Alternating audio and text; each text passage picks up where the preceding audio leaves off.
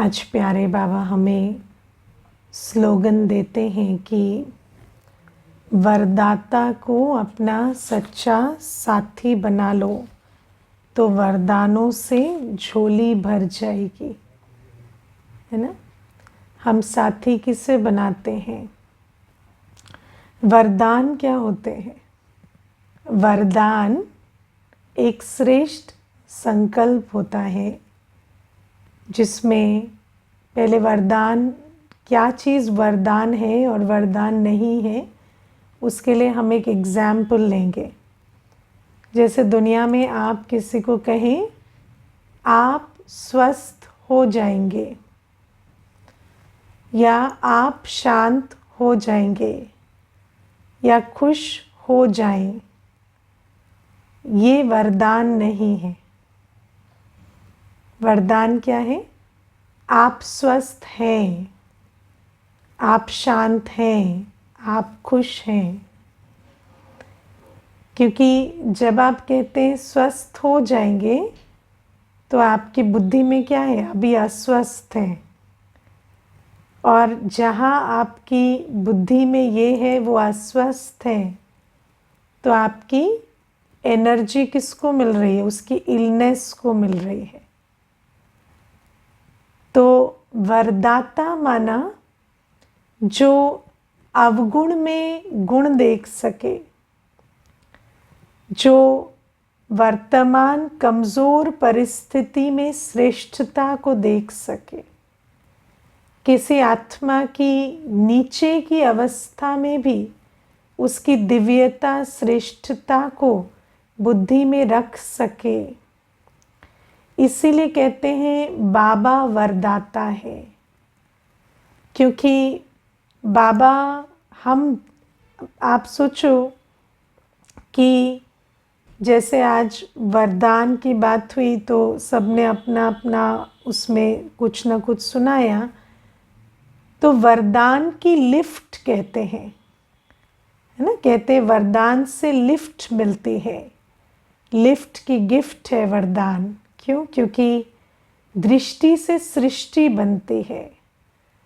अगर किसी के अंदर आपकी कमज़ोरी की अवस्था में आपकी दिव्यता श्रेष्ठता को देखने की शक्ति है और वो आपके वर्तमान को ना देख अभी भविष्य को देख पा रहा है वर्तमान स्वरूप में, तो उसको कहेंगे वरदाता। क्योंकि वो जो वरदानी दृष्टि है, वरदानी बोल है, वो सृष्टि बना देते हैं, है ना। तो बाबा हमें क्या कहते हैं? आज हम कैसे हैं? मीठे बच्चे हैं, लेकिन रोज़ मीठे बच्चे कहते हैं। बाबा सिर्फ जो लास्ट में वरदान के रूप में आता है, सिर्फ वो वरदान नहीं देते, सारी मुरली वरदानों से भरी होती है ना। बाबा हमें कितने स्वमान देते हैं, कितनी ऊंची दृष्टि से देखते हैं, है ना। आपने देखा है कि स्कूल में जब टीचर कभी आपसे बात कर रहे होते हैं तो आपको पता नहीं चलता कि आपसे बात कर रहे थे, आप ऐसे से देख रहे होते, पता नहीं किससे बात कर रहे हैं। फिर वो कहते चौक फेंक के तुमको बोल रहा हूँ, है ना। तो ऐसे कई बार बाबा तो हमें इतनी ऊंची दृष्टि से देखते हैं कि हम भी इधर उधर देखने लगते हैं कि पता नहीं दादी को बोल रहे हैं या किसी, है ना, सेंटर निवासी को बोल रहे हैं, या मुझे तो नहीं लगता कि मुझे बोल रहे हैं, लेकिन बाबा मुझे बोल रहे हैं, है ना। और बाबा को वर्तमान बच्चे का क्या हाल हो गया है उससे कोई लेना देना नहीं है। बाबा अपने बच्चों को बहुत ऊंचा, बहुत श्रेष्ठ देखते हैं, और जैसा वो देखते हैं वैसे हम बनते जाते हैं। इसीलिए बाबा का हर बोल, बाबा की दृष्टि वरदानी है। क्योंकि इसीलिए बाबा को कहते हैं ना वरदानी मूर्त, है ना, वरदानों से झोली भरने वाला वरदाता बाबा। बाबा के बोल वरदानी, बाबा की दृष्टि वरदानी, बाबा की हर चीज़ वरदानी होती है, क्योंकि उसमें हमारी दिव्यता का विजन है, हमारी श्रेष्ठता का विजन है। तो इसीलिए बाबा को वरदाता कहते हैं। और बाबा के सिवाय कोई भी आत्मा वरदाता नहीं है, क्योंकि हर आत्मा वर्तमान को देखती है ना। आत्माओं की दृष्टि कैसे होती है? जो अभी है उसको देखते हैं, थोड़ी देखते हैं कि अभी, चाहे हम इतने समय से भी है ना ज्ञान सुनते हैं, लेकिन किसी को देखते हैं तो फिर भी तो उसका चेहरा याद आ जाता है ना कि ये ऐसे हैं, या उनके कोई कर्म भी याद आ जाते हैं कि ये तो इस प्रकार के कर्म करते हैं। तो बाबा के सिवाय कोई भी आत्मा कंप्लीट वरदानी नहीं हो सकती। भले ही है ना कभी कभी देखते हुए भी ना देखते, वो अभ्यास करते हैं, वो अलग चीज़ है। लेकिन शिव बाबा जैसा चश्मा अभी भी नहीं है है ना। अभी भी आत्मा का पहले तो अवगुण दिखता है, फिर सोचते नहीं बाबा क्या का बच्चा है तो गुणवान है, तो थोड़ा करेक्शन करते हैं। लेकिन बाबा वरदाता है, इसीलिए बाबा कहते हैं कि वरदाता को साथी बनाओ। जो साथी होता है ना, उस साथी के साथ हमारा दिल का संबंध होता है, उसकी दृष्टि, उसके बोल का हम पर असर होता है ना। जिसको आप साथी मानते हैं, उसकी अवस्था, उसकी दृष्टि, उसका बोल, उसका सब कुछ आप जैसे रिसीव करते हो, है ना। तो जैसे आप देखो, जिनको आप साथी समझते हो, वो सारे दिन कड़वा भी बोलेंगे ना, तो भी आप उसे रिसीव करते हो, है ना। कई बार हम लोग जब ज्ञान में आते हैं तो हमें ये ज्ञान तो मिल जाता है कि आत्मा के पास चॉइस है कि वो चाहे तो सुने, चाहे तो ना सुने, है ना, है चॉइस। लेकिन जिसको आप साथी समझते हो लौकिक में, है ना, समझते हो कि ये मेरा कंपेनियन है, ये मेरा है, जिसके साथ मेरापन का बहुत रिश्ता है, उसकी बात सुनते हुए ना सुने, ऐसा हो पाता है? हाँ, नहीं हो पाता। कहते हैं कि नहीं नहीं, वो तो अब वो कहते हैं ना, तो ऐसे इग्नोर नहीं किया जाता है, उनकी बात जो है दिल में लग जाती है। तो क्या है, ये जो साथी का भाव है ना, ये बड़ी ट्रिकी चीज़ है, क्योंकि जिसको आपने दिल में साथी बनाया हुआ है, उसकी दृष्टि, उसका बोल आपको असर करता है। और अगर हमने उनको साथी बनाया हुआ है जिनको वरदान देने नहीं आते, अब इस दुनिया में तो कोई भी नहीं ना जो वरदाता हो। वरदाता तो एक शिव बाबा ही है, बाकी तो सब क्या है, अच्छा करेंगे तो अच्छा कहेंगे, बुरा करेंगे तो बुरा कहेंगे, है ना। या कभी कभी तो बहुत अच्छा करेंगे तो बहुत बुरा कहेंगे ऐसे भी होते हैं। तो हर आत्मा का अपना संस्कार है। अब ऐसे संस्कार वालों को साथी बनाया हुआ है तो हमारी झोली वरदानों से भरेगी नहीं, हमारी झोली में तो वही रहेगा, इनको कुछ नहीं आता, ये किसी लायक नहीं, इनको ये नहीं आता, वो नहीं आता, ये बीमार हैं, इनके अंदर ये कमज़ोरी है, ये कमी है ना। किसी की बहुत तारीफ़ करते हैं ना, तो दो लाइनें कहेंगे, ये अच्छा करते हैं, वो अच्छा करते हैं, लेकिन एक छोटी सी कमी तो है ना, ये छोटी सी बात तो इनके अंदर है।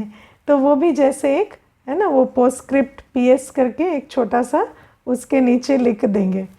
तो ये एक संस्कार है आत्मा का। अब बाबा कहते हैं कि कोई भी आत्मा इस दुनिया में वरदाता नहीं है, और उनको साथी बनाएंगे तो हमारी झोली फिर उन्हीं चीज़ों से भरी रहेगी। मैं आपको एक इसमें अनुभव सुनाती हूँ। एक बार एक माता पिता अपने बेटे को लेकर आए थे सेंटर पर।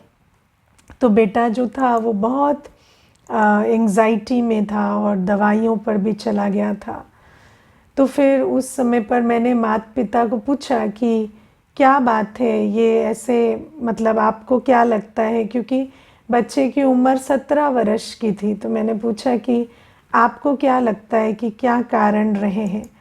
तो कहते हैं क्या है ना, हम लोग थोड़े क्रिटिकल नेचर के हैं। दोनों माँ बाप ने कहा हम लोग थोड़े क्रिटिकल नेचर के हैं, थोड़ा हर चीज़ में थोड़ा बोल देते हैं। अब क्या है, हर एक की अपनी नेचर होती है। अब अपने बच्चे से प्यार तो हर कोई करता है, तो ऐसा तो है नहीं कि अपने बच्चे को प्यार नहीं करते। लेकिन थोड़ी आदत ऐसी है कि थोड़ा क्रिटिकल नेचर है तो बोलते हैं। अब ये क्या है, हमारी सारी बातों को सीरियसली लेता है, बचपन से हमें मालूम ही नहीं था।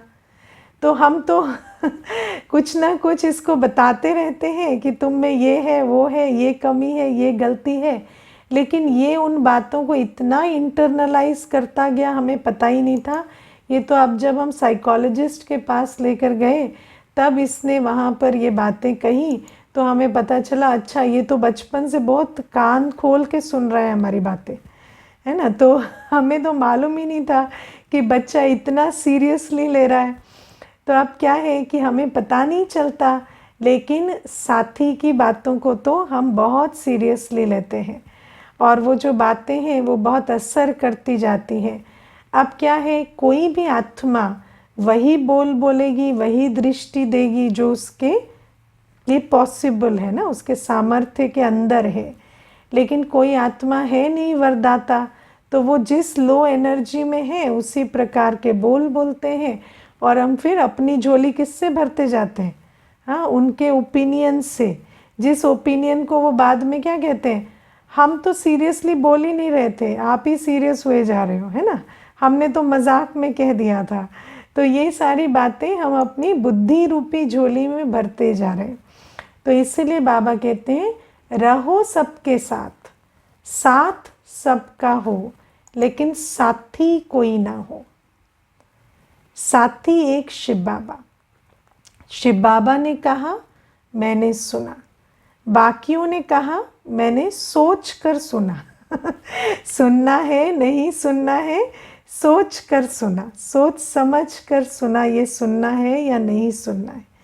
तो साथी दिल का द्वार, देखो हमारी जो दिल है ना अंदर, दिल 3 प्रकार की हो सकती है। एक दिल है जिसमें कोई द्वार ही नहीं है ना, कोई भी अंदर एंट्री कर जाता है। ऐसे कईयों की दिल होती है ना बिना द्वार के दिल, है ना, तो कोई भी आ रहा है तो एंट्री कर जा रहा है, कभी कोई एग्जिट कर जा रहा है, पता ही नहीं चल रहा। फिर एक तरह का दिल होता है जिसका दरवाज़ा जो है बाहर से खुला है ना, बाहर से खुलता है, तो कोई बाहर से खींचे तो खुल सकता है ना। और तीसरा दिल का द्वार होता है जो अंदर की तरफ से खुलता है। तो हमें अपनी दिल कैसे बनानी है कि सिर्फ बाबा के लिए दिल में एंट्री है, बाकी सब के लिए हम चाहें तो हम उनको परमिशन दें, ना चाहें तो ना दें, है ना, चॉइस है। अंदर की तरफ हमारे पास कंट्रोल है, खोलना है नहीं खोलना है। तो बाबा हमें कहते हैं कि वरदाता को साथी बनाएंगे तो वरदानों से झोली भरेगी। और बुद्धि रूपी झोली किससे भरी होगी? आज बाबा ने मुझे क्या कहा, आज बाबा ने मुझे ये कहा, आज बाबा ने मुझे इतना लाड किया, आज बाबा ने मुझे इतने मीठे वचनों से श्रृंगारित किया, ये स्वमान दिया, ये वरदान दिया। ये सदा बुद्धि में चलता रहेगा और ऐसी आत्मा को वरदानों की लिफ्ट मिल जाती है। ठीक है, तो ये समझ कर चलना। दूसरी आज बाबा बात करते हैं नाम रूप में फंसने की, लेकिन हम पहले समझेंगे कि ज्ञान, जैसे हम लोग इंग्लिश में एक बहुत अच्छी डेफिनेशन है, wisdom is doing the right thing at the right time. Wisdom is doing the right thing at the right time. तो ज्ञानी किसे कहेंगे? जो सही समय पर सही कर्म करता है। जब हम कर्मों की बात करते हैं तो कर्मों का समय से बहुत गहरा कनेक्शन है ना। आप देखो कि आज अपने जीवन में भी आप देखो कि आपकी जीवन की उन्नति कब होती है? जब आपका टाइम मैनेजमेंट अच्छा होता है ना। टाइम मैनेजमेंट अच्छा होता है। टाइम मैनेजमेंट माना दिन के 24 घंटे के हिसाब से और शरीर की आयु के हिसाब से जो कर्म जिस समय पर करना है, अगर उस समय पर करते हैं तो हमें अपने प्रति भी ऐसा आता है कि हमने अच्छा कर्म किया और दूसरे की भी दुआएं मिलती हैं, है कि नहीं? अगर जब सुबह सफाई करने का समय, उस समय सोते रहें और सब नाश्ता करने बैठे तो सफाई करें, दुआएं मिलती हैं ऐसे को? हटो हटो हटो, कई ऐसे होते हैं ना, नाश्ता करने बैठेंगे तभी झाड़ू लेके आएंगे, हटो हटो हटो, है ना? अब वो कर तो सफाई रहा है लेकिन उसको दुआएं नहीं मिल रही हैं क्योंकि श्रेष्ठ कर्म भी सही समय पर करेंगे। अच्छा कर्म कर रहा है, सफाई का कर्म क्यों नहीं अच्छा है, लेकिन सफाई का कर्म भी सही समय पर करेंगे तो अच्छा है। तो समय का और कर्म का बहुत गहरा रिश्ता है। अब बाबा हमें कहते हैं, इसीलिए जब बाबा आते हैं ना, तो बाबा हमें समय का ज्ञान देते हैं, सृष्टि चक्र का ज्ञान। आज भी बाबा ने हमें क्या कहा? तुम एक ही हो जिसको इस विश्व के चक्र का, इस सृष्टि के चक्र के आदि मध्य अंत का ज्ञान है। तो बाबा हमें कहते हैं कि इस सृष्टि चक्र के ज्ञान के अनुसार अभी तुम्हें कौन सा कर्म करना है ये समझो, है ना? ये सृष्टि चक्र के ज्ञान के अनुसार आज बाबा ने हमें क्या कहा? अभी रात पूरी होकर दिन बदल रहा है, अब तुम्हें नर्क की तरफ पाँव और स्वर्ग की तरफ मुख करना पड़ेगा। नर्क की तरफ पाँव और स्वर्ग की तरफ मुख करना पड़ेगा। एक चित्र है श्री कृष्ण का जिसमें उनके हाथों में स्वर्ग का गोला है और पाँव के पास नर्क का गोला है ना, धरती का ग्लोब, और नर्क को लात मार रहे हैं और स्वर्ग की तरफ देख रहे हैं। तो बहुत सुंदर वो श्री कृष्ण का चित्र आता है। तो बाबा कहते हैं कि अब जो समय चल रहा है इसमें तुम्हारी बुद्धि का मुख कहाँ होना चाहिए? स्वर्ग की तरफ, और तुम्हारी बुद्धि का पाँव माना छोड़ने की बात नर्क की तरफ होनी चाहिए। तो इस समय पर ये कर्म सबसे श्रेष्ठ है। तो बाबा हमें कहते हैं कि समय को पहचान कर कर्म करो, और बाबा कहते हैं इस समय पर तुम्हें अपना बुद्धि योग पुरानी दुनिया से निकाल देना है ना? अब नाम रूप में फंसने की बीमारी लगी हुई है। बीमारी मतलब एडिक्शन। आपको पता है एडिक्शन की डेफिनेशन क्या है? मेरे ख्याल से ये डेफिनेशन WHO की डेफिनेशन है। एडिक्शन माना किसी चीज़ के बारे में आपको मालूम पड़ चुका है कि उसके परिणाम अच्छे नहीं होते, लेकिन फिर भी आप उसे करते चले जाएं, उसको एडिक्शन कहते हैं ना? समझ भी आ गया है। शराबी को आप पूछो, उसको समझ नहीं है शराब नुकसान करती है, समझ है, लेकिन एडिक्शन बीमारी ऐसी चीज़ होती है कि समझ के बावजूद आप करते चले जाते हैं, वो जो आपको नुकसान देता है। तो बाबा कहते हैं ये जो नाम रूप में फंसने की एडिक्शन है, नाम रूप में फंसना माना जो इन दो आँखों से दिखाई देता है, जो परिवर्तनशील है, जो विनाशी है, उसमें फंसने की जो बीमारी पड़ी हुई है। अब आप देखो जब कोर्स करने आते हैं ना, तो जिस दिन वो प्रश्न पूछती हूँ, सबको ये प्रश्न पूछा है कोर्स में कि आप अपनी नज़र चारों तरफ घुमाकर देखो कि वो क्या है या कौन है जो कभी विनाश नहीं होगा या परिवर्तन नहीं होगा, जो इन दो आँखों से दिखाई देता है। तो सभी कहते कुछ भी नहीं है ना, ऐसा जो कभी विनाश नहीं होगा, परिवर्तन नहीं होगा। लेकिन फिर पूछो कि उनसे दिल लगानी चाहिए तो कहते नहीं, लेकिन लगाते हैं हाँ तो ज्ञान मिला है कि जो भी नाम रूप वाला है, जिसका भी नाम और रूप है, और उस नाम रूप में आप फंसे हैं, उसका नाम रूप वैसा नहीं रहेगा। आपके अपने 84 जन्मों में कितने नाम और कितने रूप मिले? 84। 84 नाम, 84 शरीर आपने बदले हैं, है ना। आपको भले कोई शरीर कितना भी अच्छा लगता हो, जब उसका समय आता है बदलने का तो छोड़कर आत्मा चली जाती है, दूसरा चोला लेती है। उन 84 जन्मों में कितने नाम रूप वालों से आपने दिल लगाई, है ना, और कितनी बार आपने फिर वो भ्रम पाला कि ये इस बार तो बना रहेगा।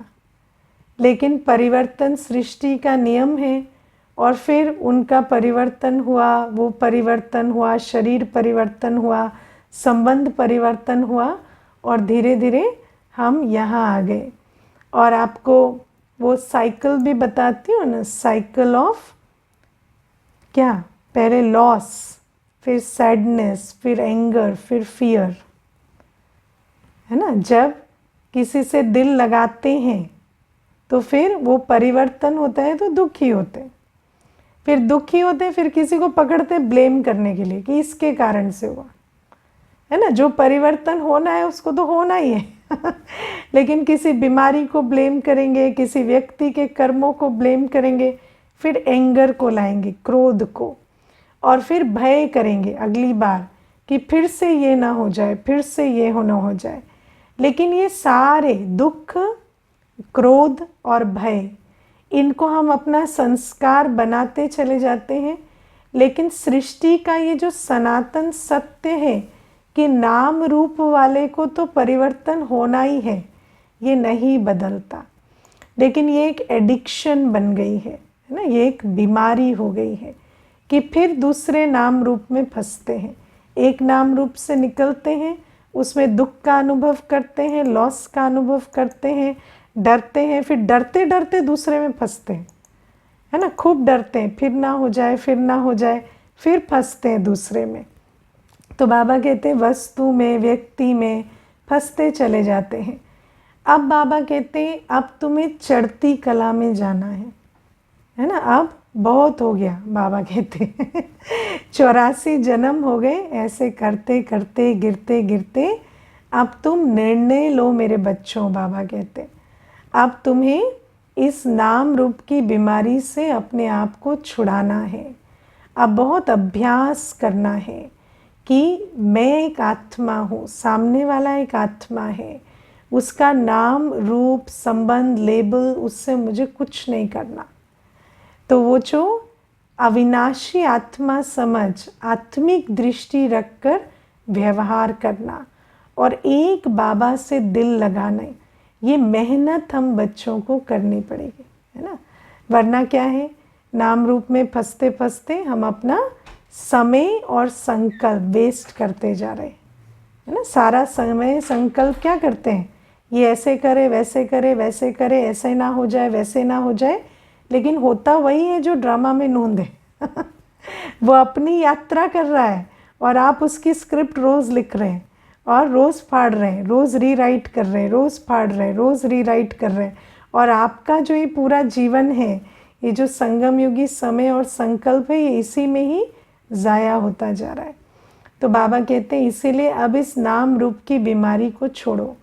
अब अपनी देह से भी बुद्धि निकालो, क्योंकि इसे भी छोड़ना है ना। तो इसका ये ऐसा हो गया, ये ऐसा हो गया, ये बीमारी क्यों आ गई, ये खांसी क्यों हो रही है, ऐसा क्यों नहीं दिखते, है ना, ये प्रॉब्लम क्यों आ रही है, इन चक्करों में नहीं रहो, क्योंकि तुम्हें ये शरीर छोड़ देना है ये नाम रूप भी बदल जाना है।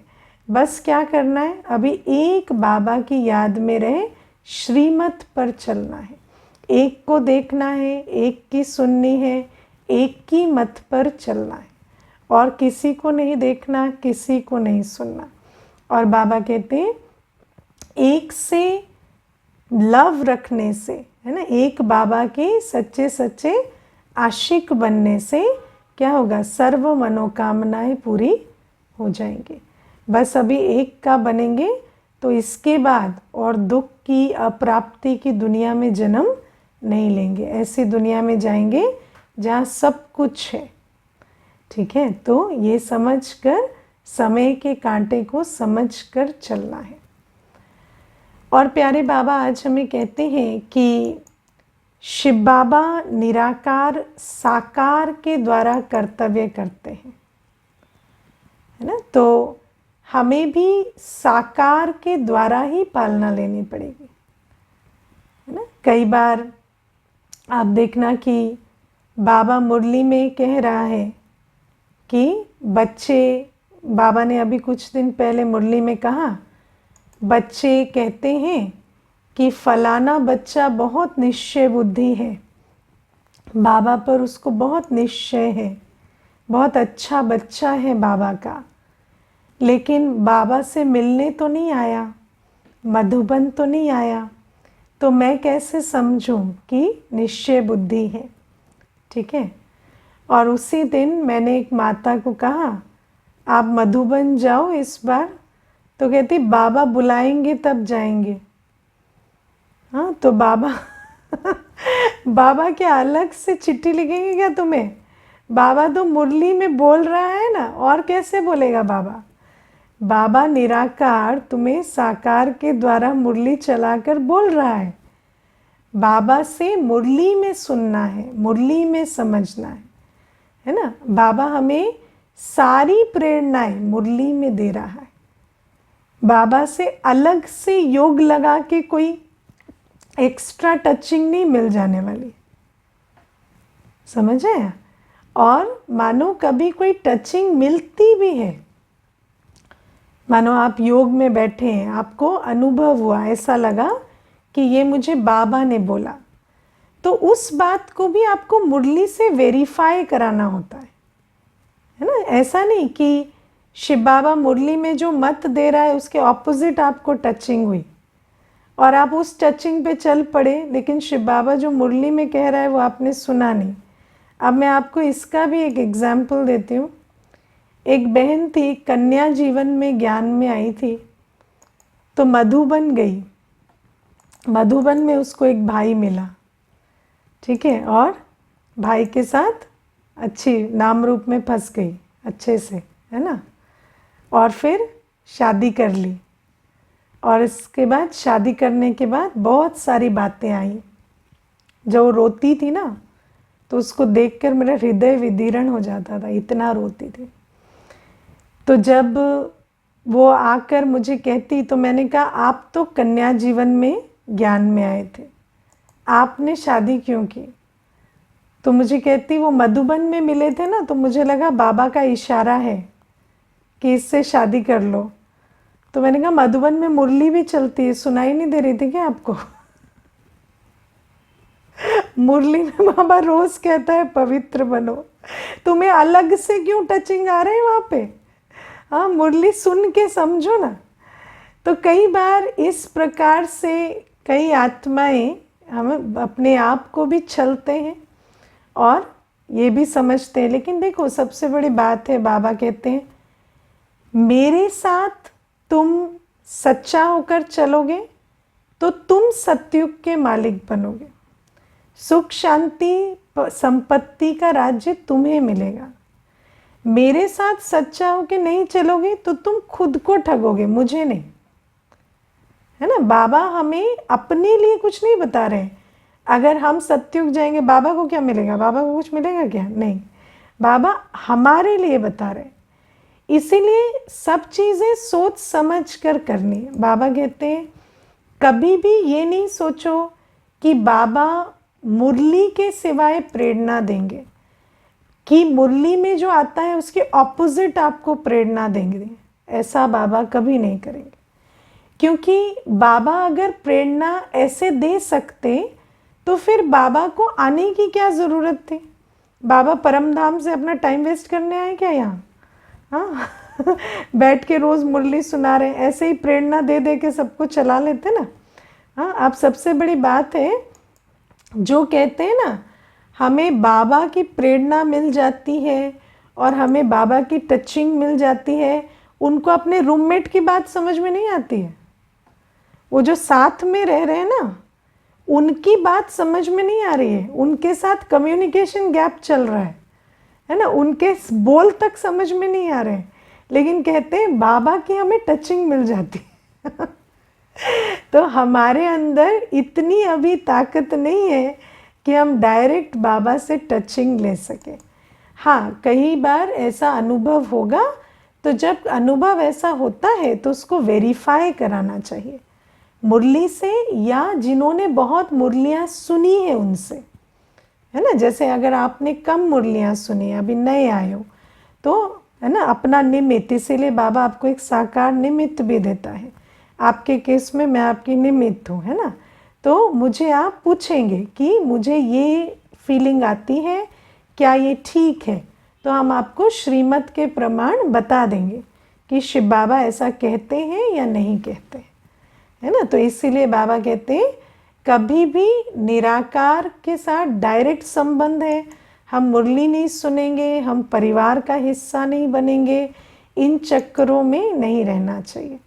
एक और बात इसमें ये भी है, कई बार भाई बहनें यूट्यूब से सुनते हैं, है ना, लेकिन यूट्यूब से में भी तो आपको कोई निमित्त बन के सुना रहा है ना, है कि नहीं। यूट्यूब में भी कोई आपको ऐसे आकाशवाणी थोड़ी हो रही है यूट्यूब में भी कोई सुना रहा है, तो उसकी भी तो आप लाज रखेंगे ना कि ये भी यज्ञ से हमें पालना मिल रही है ना। ये जो यूट्यूब में भी कोई बैठकर सुना रहा है तो कौन है वो, तो वो जीवन, वो बहन है ना जिसने जीवन दिया है, जिसने अपना सर्वस्व बलिहार किया है बाबा पर।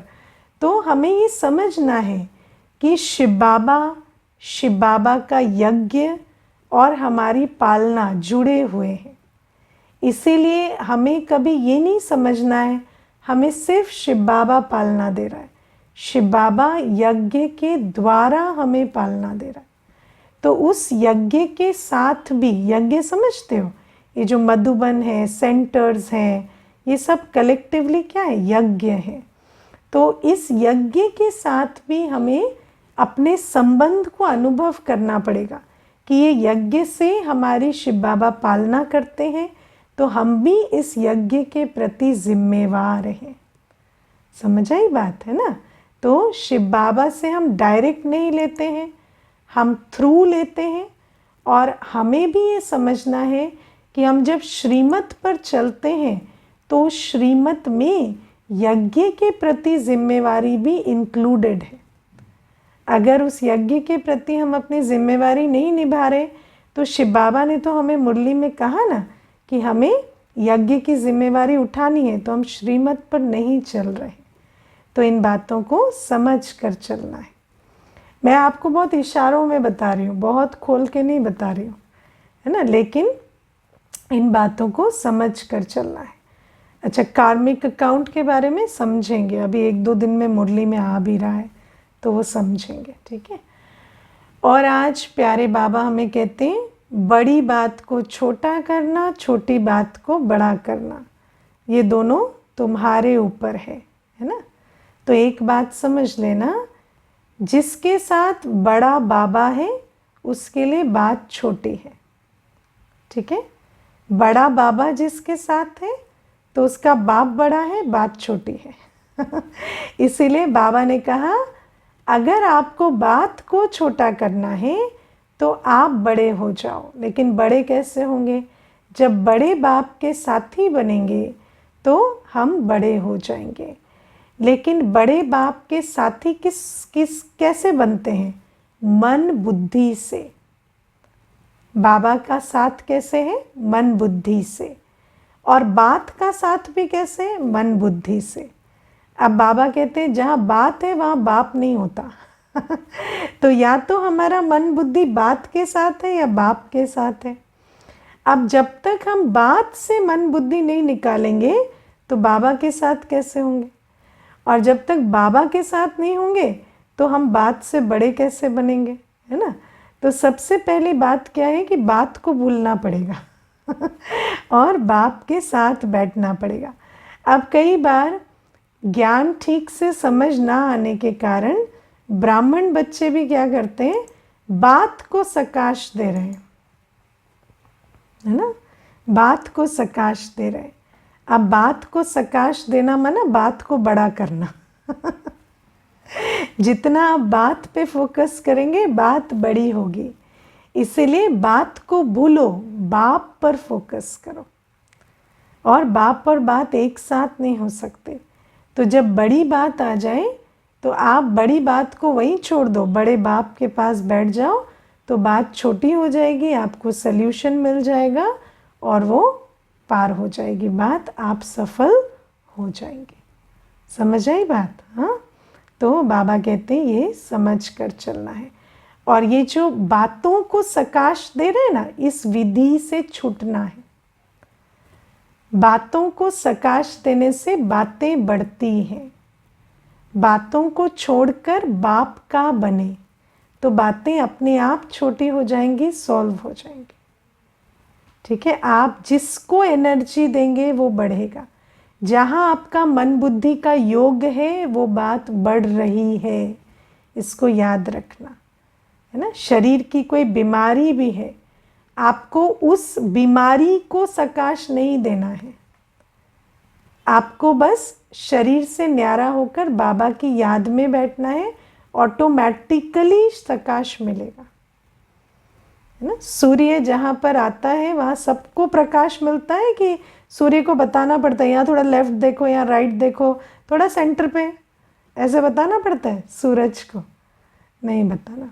सूर्य है ना, ज्ञान सूर्य है, हम मास्टर ज्ञान सूर्य होकर बैठे, मास्टर पवित्रता का सूर्य होकर बैठे, तो सबको ऑटोमेटिक प्रकाश मिल रहा है, आपको कुछ भी नहीं करना है उसमें। लेकिन जहाँ बात बुद्धि में होगी तो बाबा याद ही नहीं रहेगा, तो प्रकाश का तो प्रश्न आता ही नहीं। इसीलिए ये समझ कर चलना है। और इसके लिए एक बात जो समझनी है वो ये है, इस आइडिया के साथ ना चले कि इस दुनिया में बातें नहीं आएंगी। ये कलयुग का अंत है, बातें आएंगी। और जब बातें आएंगी तो आपको क्या याद रखना है? आज बाबा ने क्या बताया? हाँ, बाबा ने कहा समय पर याद आए कि मैं कल्प कल्प की विजयी आत्मा हूँ, है ना। बातें तो आएंगी और उस बात के सम्मुख आपको ये नहीं सोचना है बात क्यों आई, आपको क्या याद रखना है? हर कल्प ये बात आती है और हर कल्प हम विजयी बनते। इसको जितना याद रखेंगे उतना आप उस बात को भूल बाप के पास बैठकर बात को सॉल्व कर सकेंगे। ठीक है। और आप में से किसी को ऐसा भ्रम नहीं होना चाहिए कि मैंने 63 जन्म में कोई पाप नहीं किए, है ना। सबने किए सबने किए हैं, हमने भी किए हैं, आपने भी किए हैं, और वो पाप बातें बनकर आएंगे, लेकिन उससे हमारा कोई लेना देना नहीं है। अभी हमें बाबा मिल गया है, अब हम कल्प कल्प की विजयी आत्माएं बाबा को याद करके हर बात को पार कर सकते हैं। ओके, ओम शांति।